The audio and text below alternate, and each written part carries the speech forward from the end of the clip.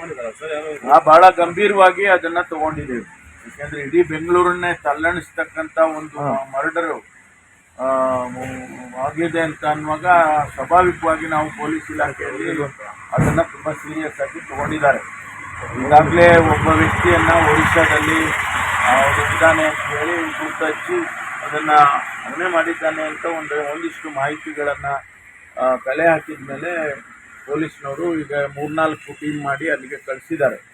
ಆ ವ್ಯಕ್ತಿ ಅಲ್ಲಿ ಇಲ್ಲಿ ಓಡಾಡ್ತಾ ಇದ್ದಾನೆ ತಪ್ಪಿಸ್ಕೊಂಡು ಅಂತ ಹೇಳಿ ಮಾಹಿತಿ ಇದೆ. ಅದನ್ನ ಅವನನ್ನ ನಾವು ಸೆಕ್ಯೂರ್ ಮಾಡಿದ ಮೇಲೆ, ಅರೆಸ್ಟ್ ಮಾಡಿದ ಮೇಲೆ ಆಮೇಲೆ ಗೊತ್ತಾಗ್ತದೆ ವಿಚಾರಗಳು.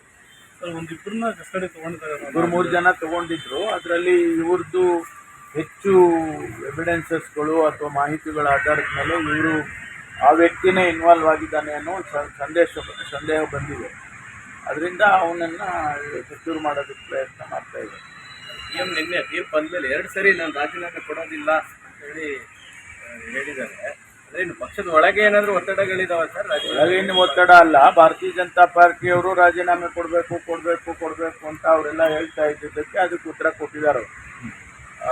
ನಮ್ಮಲ್ಲಿ ಯಾವುದೇ ಅಂತ ವ್ಯತ್ಯಾಸಗಳಾಗ್ಲಿ ಆ ಭಾವನೆಗಳಾಗ್ಲಿ ನಮ್ಮ ಪಕ್ಷದ ಒಳಗಡೆ ಯಾರಿಗೂ ಕೂಡ ಇಲ್ಲ. ಬಳಿಕ ಹೈಕಮಾಂಡ್ ನಿಲುವು ಸೇಮ್ ಇದೆ ಸರ್. ಹೌದು, ಈಗ ವೇಣುಗೋಪಾಲ್ ಅವರು ಹೇಳಿದಾರಲ್ಲ ನಿನ್ನೆ ದಿವಸ, ಸುರ್ಜಿವಾಲಾ ಅವರು ಹೇಳಿದ್ದಾರೆ ಹೈಕಮಾಂಡ್ ಇಸ್ ವಿತ್ ಯು ಅಂತ ಹೇಳಿ ಸ್ಪಷ್ಟವಾಗಿ ಹೇಳಿದ್ದಾರೆ. ಸಿದ್ದರಾಮಯ್ಯನವರು ಈ ಹೈಕೋರ್ಟ್ ಆದೇಶದಿಂದ ಸ್ವಲ್ಪ ವೀಕ್ ಆಗಿದಾರ ಅಂತ ಸರ್ ಭೇಟಿಯಾಗಿದ್ರಿ ಸರ್? ನಿಮ್ಗೆ ಅನ್ಸುತ್ತಾ? ನಿನ್ನೆ ತಾವು ಕೂಡ ಭೇಟಿಯಾಗಿದ್ರಿ. ನಮಗೇನು ಹಂಗ ಅನ್ಸಲ್ಲ. ಎಲ್ಲ ಸಚಿವರಲ್ಲಿ ಎಲ್ಲ ಒಂದ್ ಕಡೆ ಆತಂಕ ಇದೆ. ಅವ್ರೆ ಸಿದ್ದರಾಮಯ್ಯನವರು ಅವ್ರು ಯಾಕೆ ವೀಕ್ ಆಗ್ತಾರೆ? ನಮಗೇನು ಹಂಗ ಅನ್ಸಿಲ್ಲ. ನೀವು ಈ ಕ್ಯಾಮ್ರಾ ಕಣ್ಣಲ್ಲಿ ಏನ್ ಬರುತ್ತೋ ಗೊತ್ತಾಗಲ್ಲ.